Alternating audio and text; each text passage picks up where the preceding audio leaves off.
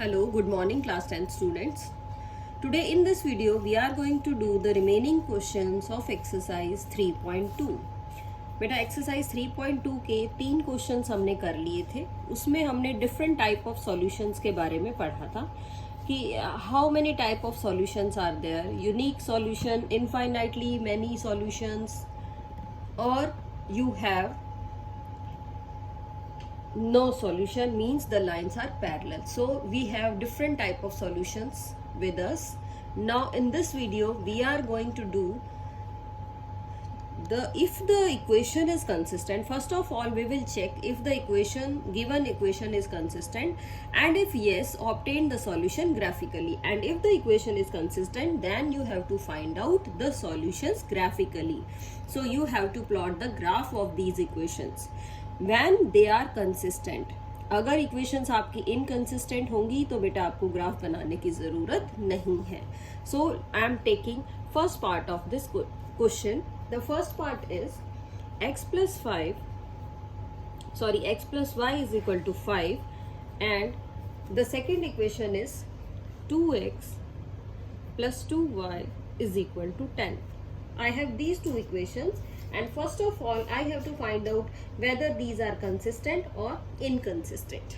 Now in these equations what we have to find out, I am taking comparing this equation with, आपको पता है बेटा किससे compare करना है इसको. Comparing these equations we get, क्या होगा आपके पास. फर्स्ट इक्वेशन आप लिखेंगे a1, 1 आ गया, b1 हमने लिखा 1 आ गया, and we have to write out c1 is 5, और you can say -5. क्यों -5 बेटा? क्योंकि आपको पता है आप इस 5 को भी राइट साइड में ही, लेफ्ट साइड में लेके जाते हैं ताकि राइट हैंड साइड आपकी 0 बन जाए. And from the second equation you can write a2 as 2, b2 as 2 also, and c2 as -10. So now we will check a1 by a2 is 1 by 2, b1 by b2 is also 1 by 2, and c1 by c2 is -5 by -10, that is also 1 by 2.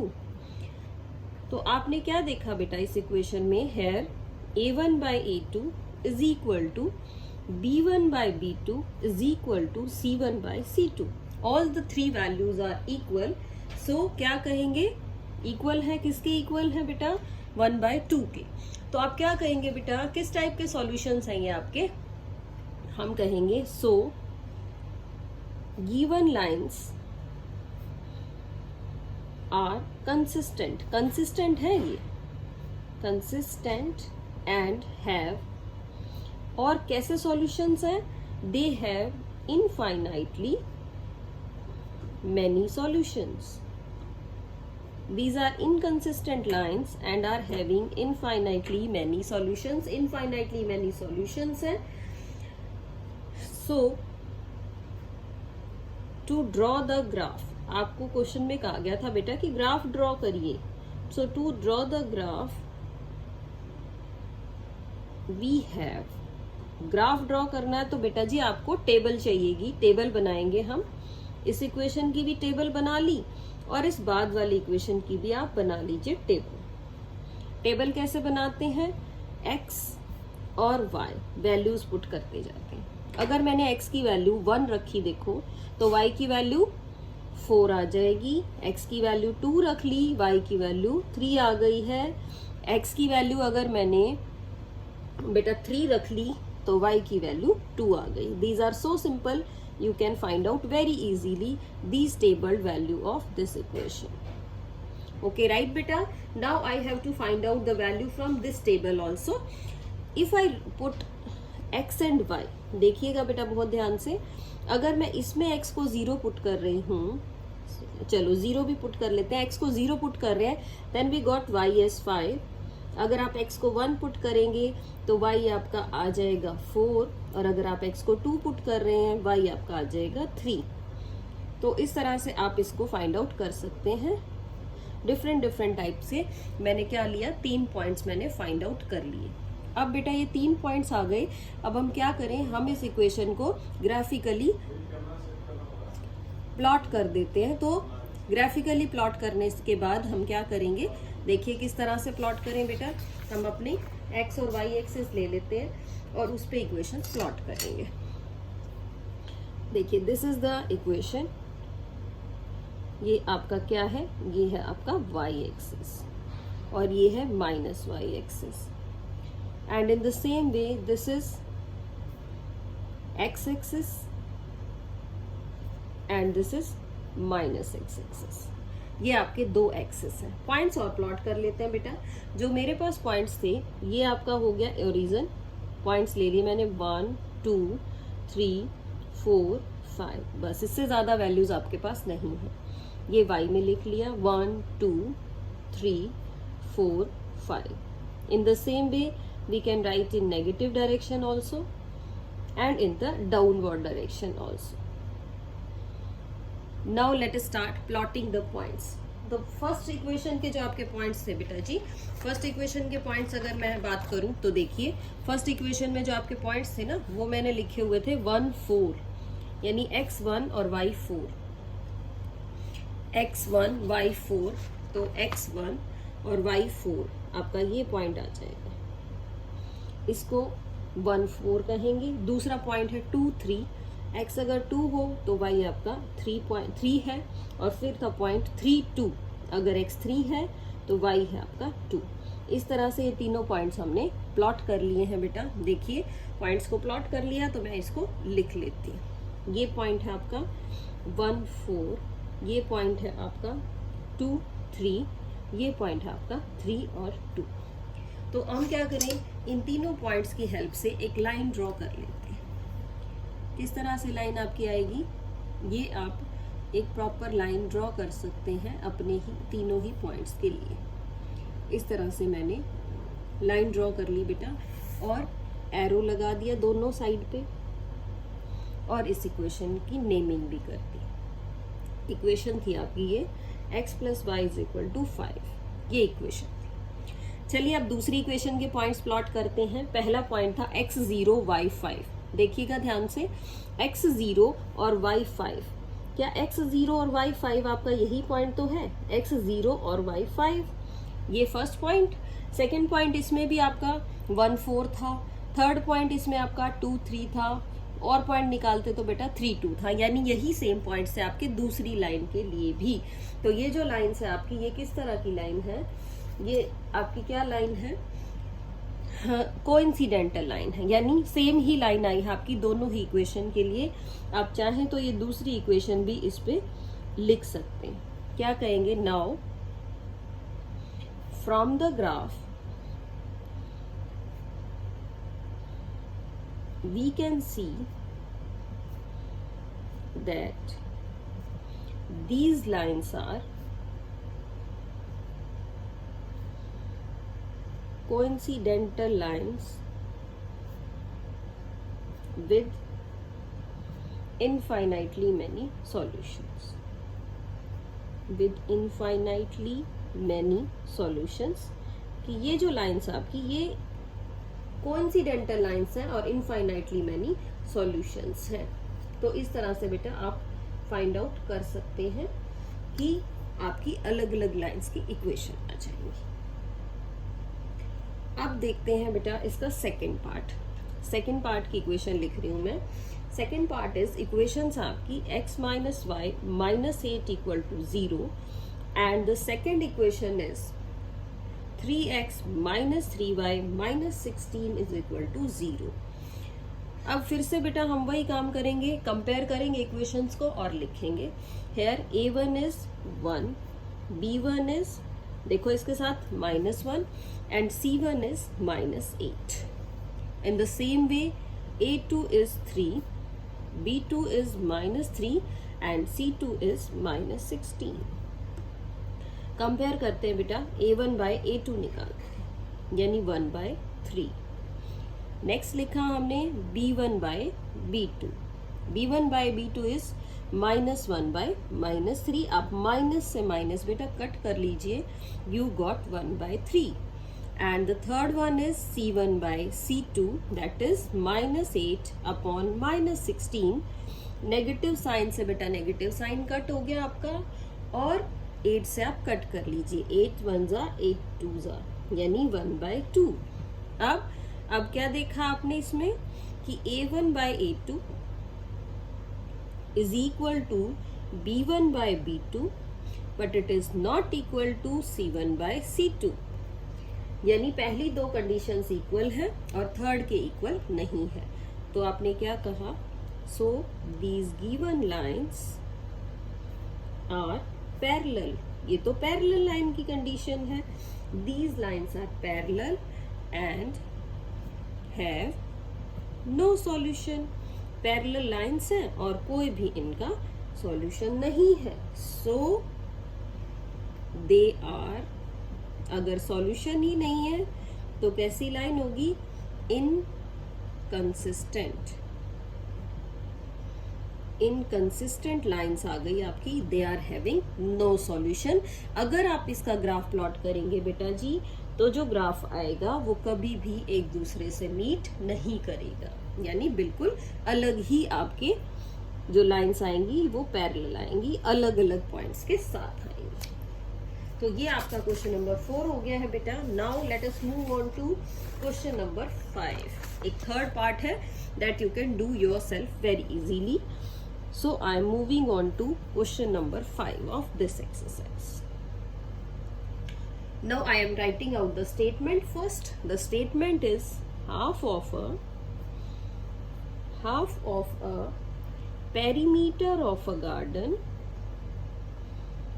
perimeter of a garden whose length is उसकी जो length है वो कैसी है, 4 more than its width is 36 meter. Find the dimensions of the garden. Find the dimensions of the garden. देखिए बेटा, पहले हम क्वेश्चन को समझते हैं, क्या स्टेटमेंट दी हुई है इसमें। स्टेटमेंट है half of a perimeter of a garden, किसी भी गार्डन का पेरीमीटर जो है वो क्या है, इज 36, यानी एक गार्डन है आपके पास, उसके पेरीमीटर का अगर हाफ कर दें तो 36, और वो गार्डन कैसा है, उस गार्डन की जो लेंथ है is 4 more than its width, उसकी लेंथ उसकी विड्थ से 4 ज्यादा है। तो आपको डायमेंशंस बतानी है गार्डन की, you have to find out the dimensions of the garden. तो आप किस तरह से करें बेटा, कैसे सॉल्व करेंगे हम इसको। मैंने दोनों ही चीजें एज्यूम कर ली। मैंने कहा लेट लेंथ ऑफ गार्डन की लेंथ एज्यूम कर लीजिए x मीटर, क्योंकि मीटर दी हुई है तो यूनिट हमने मीटर ही लेनी है। इसके बाद हम क्या लिखते हैं, इसके बाद मैं लिख रही हूँ विड्थ ऑफ गार्डन की, जो गार्डन है उसकी विड्थ क्या है, गार्डन की विड्थ मैंने मान ली y मीटर। क्यों, क्योंकि आपने 2 वेरिएबल्स लेने हैं, तो एक मैंने x ले लिया, एक मैंने y ले लिया। अब अपने क्वेश्चन के अकॉर्डिंग चलते हैं, according to the question. According to the question क्या है आपके पास, एक तो ये है कि जो लेंथ है वो विड्थ से 4 ज्यादा है, यानी लेंथ आप कैसे निकाल सकते हैं, विड्थ में 4 ऐड कर दीजिए तो वो लेंथ के इक्वल आ जाएगी। कैसे, क्योंकि जो लेंथ है आपकी वो विड्थ से 4 ज्यादा थी बेटा, तो विड्थ में 4 ऐड कर दिया, लेंथ के इक्वल आ गई। Next equation, half of perimeter of garden, तो पेरीमीटर का कह रहा है कि हाफ कर लीजिए, वो 36 होना चाहिए। अब perimeter of a garden, formula आप लोगों को आता है बेटा, क्या फॉर्मूला है पेरीमीटर ऑफ गार्डन का, 1/2 इंटू लेंथ प्लस ब्रेड्थ, यानी कि x plus Y is equal to 36। और यहां से क्या आ गया, यहां से आपके पास पेरीमीटर क्या हुआ, 2 इंटू एल प्लस बी, ये लिखेंगे, यानी half of 2 into L plus B is 36। ये 2 से आपका 2 कट हो गया, you will get x plus Y is equal to 36। ये आपके पास आ गई है दूसरी इक्वेशन। एक इक्वेशन आपकी ये थी, क्या इक्वेशन थी ये, x is equal to Y plus 4। दूसरी इक्वेशन आ गई x plus Y is equal to 36। अब ये कह रहा है कि आप इसकी डायमेंशंस फाइंड आउट करेंगे। अब क्योंकि इस क्वेश्चन में मेंशन नहीं है कि आप ग्राफिकली बताएं या बिना ग्राफ के बताएं, तो बेटा हम बिना ही ग्राफ के इसको सॉल्व करते हैं। इसको नंबर 1 मान लिया और इस इक्वेशन को नंबर 2 मान लिया। इस x की वैल्यू यहां से इसके अंदर रख देती हूँ। मैं क्या कह रही हूँ, put x is equal to Y plus 4 in 2। We get x की जगह y प्लस 4 रख लीजिए और plus Y is equal to 36। क्या बन गया ये, 2y plus 4 is equal to 36। 2y is equal to 36 minus 4 यानी कि 32। अब 2y आपका आ गया बेटा 32 और आप y निकालेंगे तो 32 बाई 2। 2 से इसको कैंसिल कर लीजिए, 2 1 जा 2, 2 6 जा 12। तो y की वैल्यू 16 आ गई।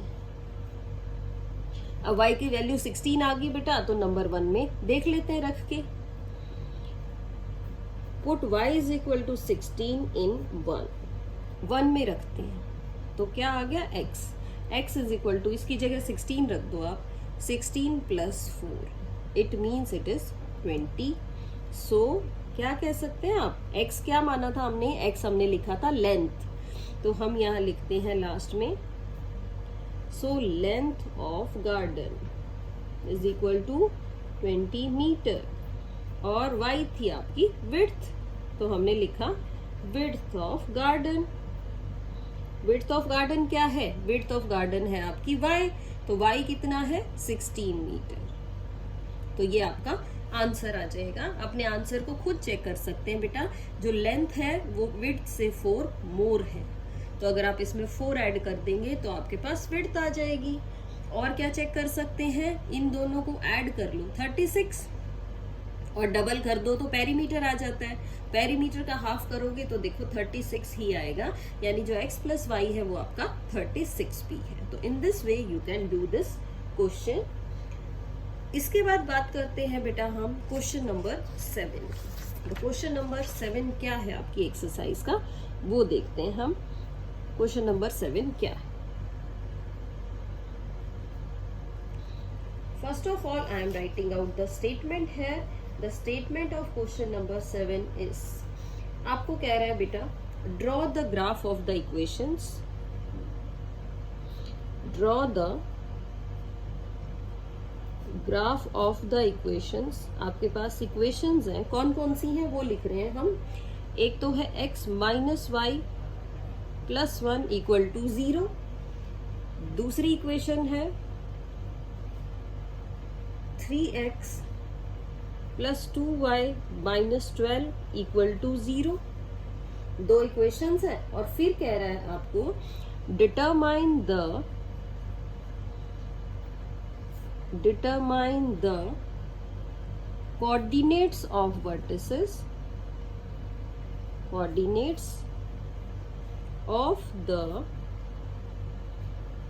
Vertices of the triangle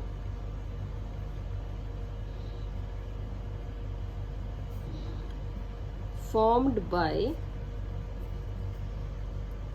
these lines and the x-axis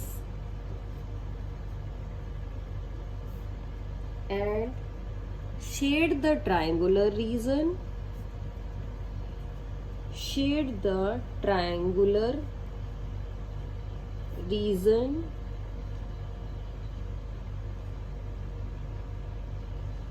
also calculate the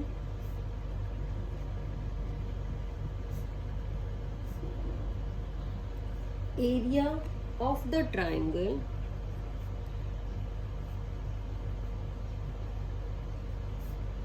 so formed। देखिए बेटा, क्वेश्चन ध्यान से समझते हैं। इस क्वेश्चन में आपको दो इक्वेशंस दे रखी हैं। कहा गया है draw the graph of the equations x minus Y plus 1 और 3x plus 2y minus 12 equal to 0। आपको क्या करना है, determine the coordinate of vertices of the triangle formed by these lines and x axis. यानी दो तो ये line की इक्वेशन है, इनसे आप लाइन ड्रॉ करेंगे और एक लाइन लेंगे x एक्सिस वाली। तो आपके पास 3 लाइंस हो जाएंगी बेटा।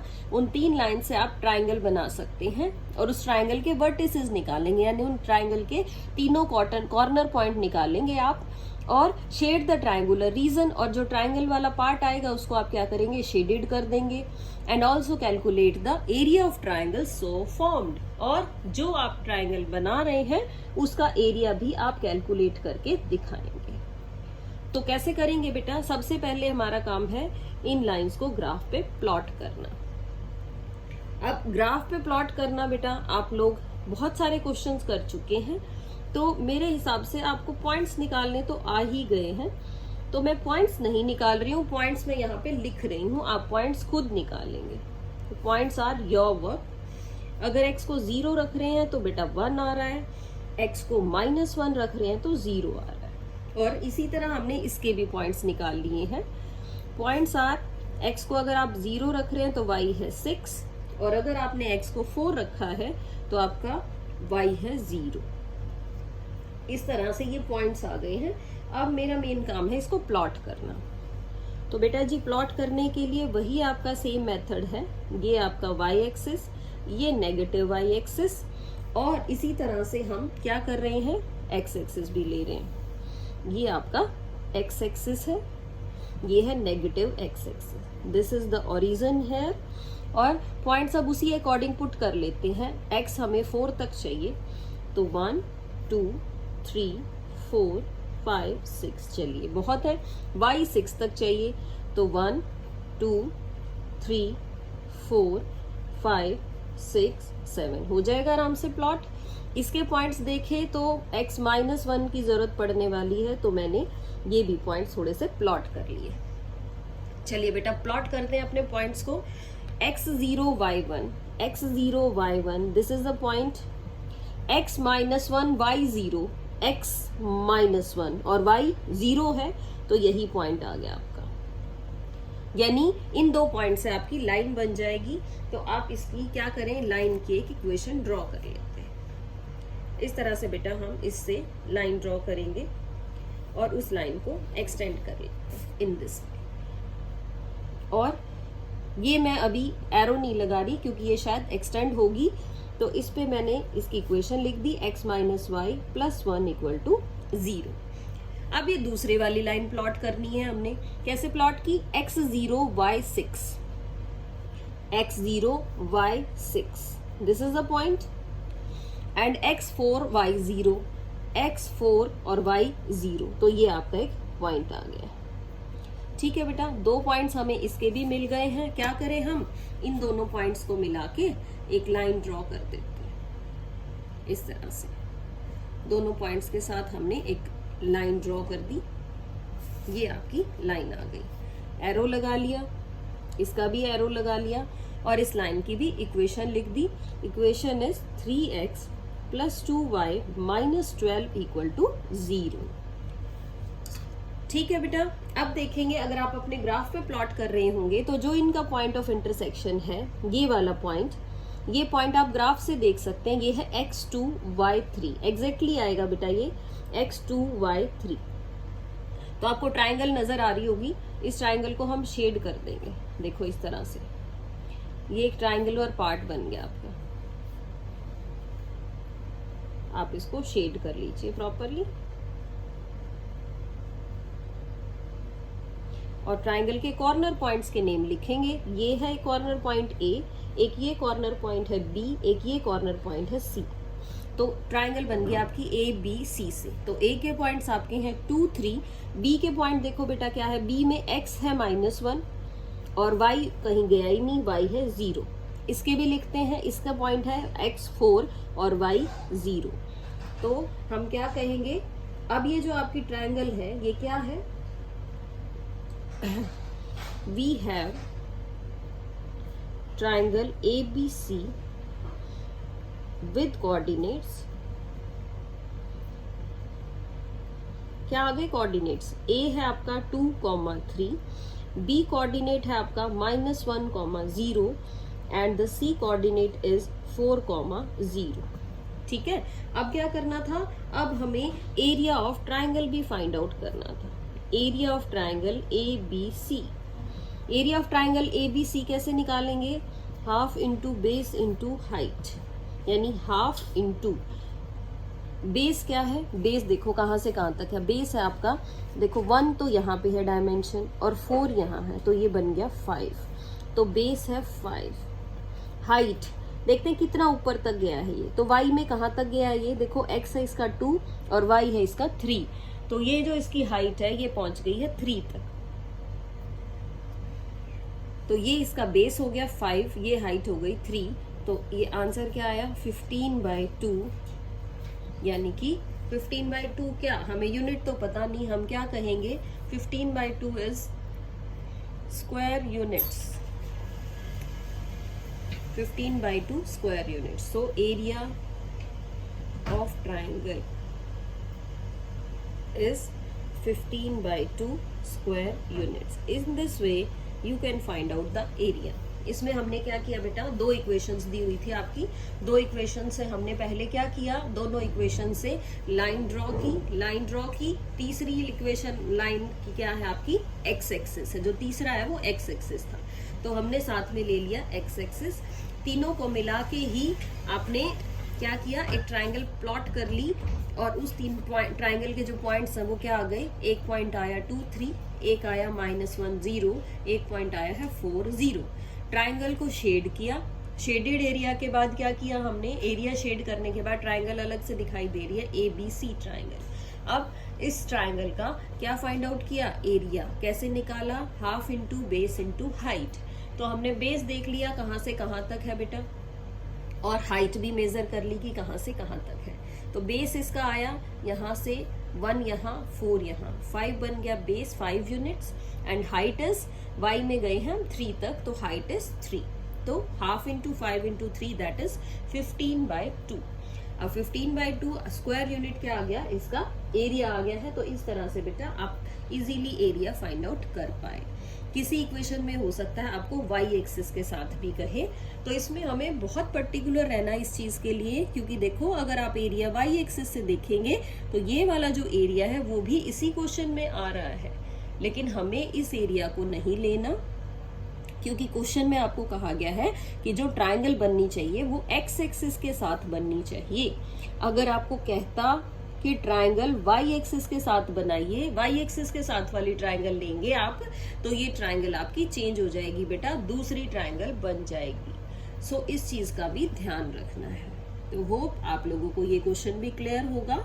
इस वीडियो के साथ ही आज की हमारी जो एक्सरसाइज है 3.2 वो कंप्लीट हो गई है बेटा, तो साथ साथ अपनी एक्सरसाइज कंप्लीट करिए। That's all for today in this video. Thank you so much, have a good day.